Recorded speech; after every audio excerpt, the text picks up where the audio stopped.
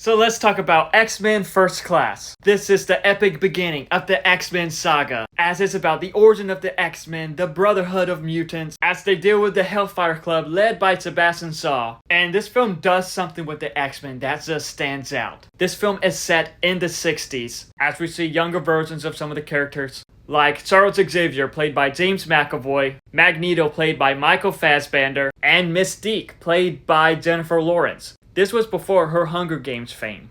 And this film does have a good cast. We get Nicholas Hoult as Beast, Kevin Bacon as Sebastian Shaw, January Jones as Emma Frost, even though Emma Frost was in X-Men Origins Wolverine. But with it being Fox, the timelines makes no sense. And this was like a good introduction to the X-Men, a good prequel to the X-Men, as it has that 60s vibe, a spy feel to it, as this is during the Cuban Missile Crisis, as we get introduced to plenty of new characters too, like Havoc, Banshee, Angel, and just so much more. Like, this was the beginning of something truly epic that could have been epic, as this was directed by Matthew Vaughn, and just something with the film just stood out compared to the other ones. But some of the best moments of the film was the dynamic between Magneto and Professor X.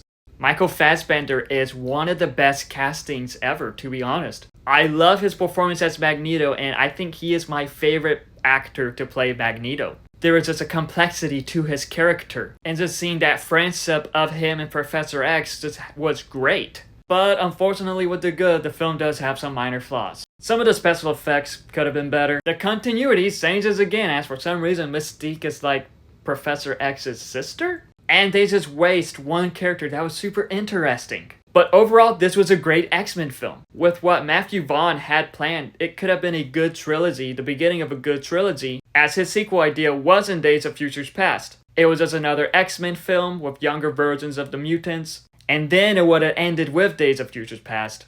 But Fox being Fox, they just did whatever the heck they wanted. But with what he had planned starting with this sounded super interesting, as it could have been really good. But it is what it is. But like I mentioned, this film is really good. The final act was epic. We get great characters, great performances. And many consider this one of the best X-Men films, which I understand why. But what are your thoughts on X-Men First Class? Did you enjoy it? Did you not? Let me know in the comments below and follow me for more.